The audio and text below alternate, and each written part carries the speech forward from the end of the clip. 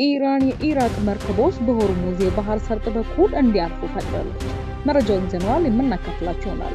ሳውዲ አረቢያ የበርበራ ወደብን ጨምሮ ከ17 ዓለም አቀፍ የንግድ ማዕከላት ጋር የሚያገናኛትን የባህር ላይ ትራንስፖርት መስመሮችን መጀመሯን አስታወቀች። ከአንድ ሳምንት ቀደም ብሎ ፊንቴክ ኢንቨስትመንት ከተባለው ድርጅት ጋር በተያያዘ ከ1200 በላይ ሰዎችን በማታለልና በማጭበርበር የ1.7 ቢሊዮን ብር ጉዳት አድርሷል በሚሉ የሚጠረጠሩ ግለሰቦች መታሰር ዜና ዋና የመገናኛ ብዙሃን የትኩረት አጀንዳ ሆኖ ነበር።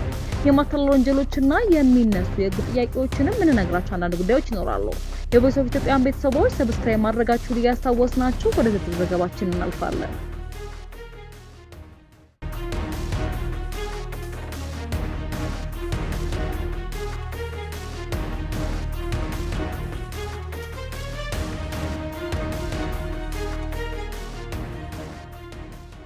ከአንድ ሳምንት ቀደም ብሎ ፊንቴክ ኢንቨስትመንት ከተባለው ድርጅት ጋር በተያያዘ ከ1200 በላይ ሰዎችን በማታለልና በማጭበርበር የ1.7 ቢሊዮን ብር ጉዳት አድርሰዋል በሚል የተጠረጠሩ ግለሰቦች መታሰር ዜና ዋናው የመገናኛ ብዙሃን የትኩረት አጀንዳ ሆኖ ነበር። በዚህ ወንጀል በመሳተፍ ተጠርጥረው የተያዙት የድርጅቱ ሰራተኞችና ባለቤቶች ብቻ ሳይሆኑ ተባባሪ ሆኗል የተባሉ ታዋቂ አርቲስቶችና ማስታወቂያ ሰራተኞችም ጭምር መሆናቸው ደግሞ ጉዳዩ ልዩ ትኩረት እንዲያገኝም አድርጎታል።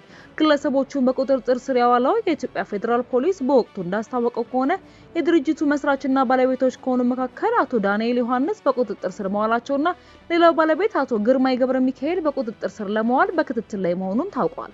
የህዝብ እምነትን በመጠቀም ለድርጅቱ የተጋነነ ማስታወቂያ በመስራትና ቢዋዲ ሴጉል ፕላስ የተባሉ የ8 ሚሊዮን ብር ዘመናዊ ተሽከርካሪዎችን በስጦታ በመቀበል የተጠረጠሩ አርቲስቶችም የማስታወቂያ ሰዎችም መያዛቸውንና ፍርድ ቤት ቀርበው ጊዜ ቀጠሮ እንደተሰጣቸውም ተገልጾም ነበር። በኢትዮጵያ ከፊንቴክ ጋር የተመሳሰሉ የማታለል ወንጀል ጭብጥ ያላቸው ጉዳዮች ከዚህ ቀደምም ሲያጋጥሙ እንደቆዩ በአንዳንድ ወገኖች በሰፊው እየተነሳ ነው። ከአክሲዮን ድርጅቶች ምስረታ ጀምሮ በሪል ስቴት፣ በአግሮ ኢንዱስትሪ፣ በህብረት ስራ ማህበራት፣ በትራንስፖርትና በአገልግሎት ዘርፍ ጭምር ብዙዎች መጭበርበራቸውንና መታለላቸው የተለመደ መሆኑን በማንሳት ይከራከራሉ። የፊንቴክ ጉዳይ ዜና ሆኖ ከተሰማ ጀምሮ በኢትዮጵያ ይፈጸማሉ የሚባሉ የማታለል ወንጀሎች ጉዳይ እንደ አዲስ ሰፊ መነጋገሪያ ሆኖ ብቅም ያሉ ይመስላሉ። የአንድ ሰሞን ወንጀል ዜናዎች ግርጌን አጣበው የከነበሩት ከአቶ ሳሙኤል ዘሚካኤል ከተባሉ ግለሰብ ታዋቂ ጉዳይ ጀምሮ በተለያዩ ጊዜያት ሲከሰቱ የታዩ የማጭበርበር ጉዳዮችም ይጠቀሳሉ።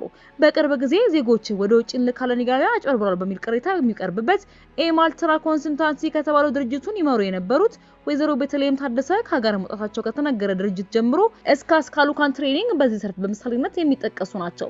የፊንቴክ አመራሮችና ታዋቂ ሰዎች ሲታሰሩ ከሀገር ወጣ የተባሉት አቶ ግርማይ ገብረ ሚካኤል ከዚህ ቀደም የዓለም ዋንጫ ደቡብ አፍሪካ በተዘጋጀበት ወቅት ዜጎችን እንልካለን በማለት የማጭበርበር ወንጀል በመፈጸም ተጠያቂ ከሆነው ከአስካሉካን ትሬኒንግ ጋር ስማቸው የሚነሳ ሰው እንደሆነ ይጠቀሳሉ። በሌላ በኩል የማጭበርበርና የማታለል ወንጀሉ እንደ ግብረሰናይ ድርጅትና በጎ አድራጎት ድርጅቶች መንደር ጭምር ገብቶ መቆየቱም አንዳንዶች ይጠቅሳሉ። ከዚህ በመነሳትም ማታለልና ማጭበርበር በሁሉም ዘርፍ የሚታይ እንደሆነም ይናገራሉ። ማታለሉና ማጭበርበሩ መጠኑ አይነቱ ቢለያይም በሁሉም ዘርፍ መግባቱም ይጠቆማል። ትልቁ ጥያቄ ግን ዜጎች ይህን መሰል የማታለል ተግባር በተለያዩ ስልቶችና መንገዶች ሲፈጽምባቸው የሀገሪቱ ሕግም ሆነ አስፈጻሚው መንግስት ለምን ጥበቃ ሲያደርግ ቀረ የሚለው መሆኑንም የሚከራከሩባሉ። በዚህ ረገድ ከመንግስት ባልተናነሰ የህብረተሰቡን ደህንነት፣ ጤናና የህዝብን እንዲሁም የሀገርን ጥቅም የመጠበቅ ሙያዊ አደራና ኃላፊነት ያለባቸው የሚዲያ ተቋማት፣ ሲቪክ ማህበራትና የዲሞክራሲያዊ ተቋማት የሚጠበቅባቸውን ኃላፊነት ባለመውጣታቸው እነዚህ መሰል ተደጋጋሚ ወንጀሎች መከሰታቸውንም የሚታቹ ወገኖች አሉ። ለከሌ ተቋም ሰራተኞች፣ ለመምህራን፣ ለጤና ባለሙያዎች ወዘተ ቤት እንገነባለን፣ መኪና እናጋዛለን ወይም ሌላ ጥቅም እናስገኛለን በሚል ብዙዎች በቡድን ገንዘብ እንዲከፍሉና እንዲያወጡ ከተደረገ በኋላ የተባለው ሳይፈጸም የውሃ ሽታ ሆኖ የቀረባቸው አጋጣሚዎች ብዙ መሆናቸው ይታወሳል። መንግስት በ1997 ጀምሮ ከዜጎች ጋር በ1090 በ7030 በ4060 የቁጠባ መርሃ ግብሮች ቤቶችን ሰርቶ ለማስረከብ የምዝገባ መርሃ ግብሮችን ሲያካሄድ መቆየቱ ይታወቃል። ነገር ግን በተለያዩ ጊዜዎች ለዜጎች የገባላቸውን ቃል በአግባቡ ሳይፈጸም መቅረቱን እንደ አንድ ተመሳሳይ ጥፋት ሊታይ እንደሚገባውም የሚጠቀሱ አሉ። ሌላው ቀርቶ ራሱ መንግስትም ለዜጎች የገባውን ቃል በማይፈጸምበት ሀገር ግለሰቦችና ድርጅቶች በተመሳሳይ ሁኔታ የሰዎችን እምነት ቢበሉና ታለው ቢዘርፉ ተጠያቂነት ለማስፈን የሚችል ወገን ከየትም ሊመጣ እንደማይችልም የሚናገሩም አሉ። ጉዳዩ በጥንቃቄ መያዝ እንዳለበት የሚመክሩ አንዳንድ ወገኖች በበኩላቸው በንግድ ስም የማታለል ወንጀል መበራከት ሀገሪቱን ጭምር ዋጋ እንደሚያስከፍል ስጋታቸውን ይገልጻሉ። የውጭ ቀጥታ ኢንቨስትመንት የመሳብ ዕድል የሀገሪቱን ዓለም አቀፍ ገጽታ፣ የሀገሪቱን የንግድ አሰራርና መጨመርና እድገትን ሁሉ ከዚህ ችግር መቀረፍ ጋር የተያያዘ ነው ሲሉ ይናገራሉ። በሌላ መረጃ ኢራን የኢራቅ መርከቦች በሆርሙዝ የባህር ሰርጥ በኩል እንዲያልፉ ፈቀደች። ኢራን በስትራቴጂካዊ የሆርሙዝ የባህር ሰርጥ ላይ ጣለችውን የመርከቦች ጉዞ ገደብ በማንሳት የኢራቅ መርከቦች ያለምንም መሰናክል በነጻነት ማለፍ እንደሚችሉም አስታወቀች። የኢራን ሀታም አልአንቢያ ጥምር ወታደራዊ እዝ በወጣው መግለጫ በባህር መስመሩ ላይ የሚጣሉ ጥብቅ ቁጥጥሮችና ገደቦች ተፈጻሚ የሚሆኑት በጠላት ሀገራት መርከቦች ላይ ብቻ መሆኑንም አስታውቀዋል። ይህ ውሳኔ ቴህራን በዓለም አቀፍ የንግድ መስመር ያላትን የበላይነት እያጠናከረች ባለችበት ወቅት ለጎረቤቷ ኢራቅ የሰጠችው ልዩ ዲፕሎማሲያዊና ኢኮኖሚያዊ ትኩረት የሚያሳይ ነው።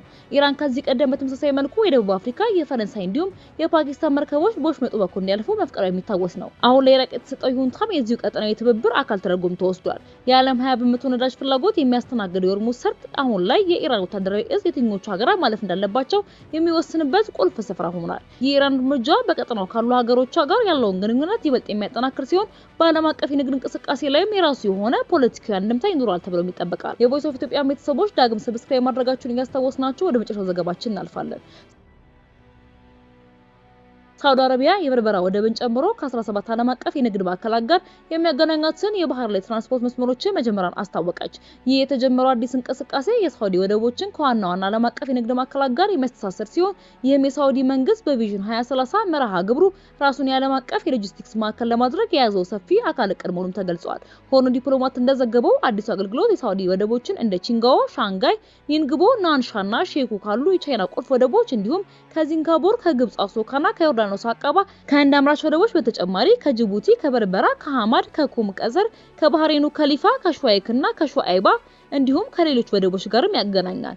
ባለስልጣናቱ እንደገለጸው የተዘረጉት አዳዲስ መስመሮች የጭነት እንቅስቃሴ ለማሻሻል በአቅርቦት ሰንሰለቶች ላይ ያለውን ጫና ለመቀነስ እንደ ላኪና አስመጪ የተሻለ አማራጭ እንዲያገኙ በማስቻላቸውም በላይ ሳውዲ ከዋና ዓለም አቀፍ የንግድ መስመሮች ጋር ያላትን ትስስርም ያጠናክራሉ ብለዋል። የቮይስ ኦፍ ኢትዮጵያ ቤተሰቦች ሰብስክራይብ ማድረጋችሁን እያስታወስናችሁ በሌላ አዳዲስና ወቅታዊ መረጃ እስክንገናኝ በደህና ቆዩ።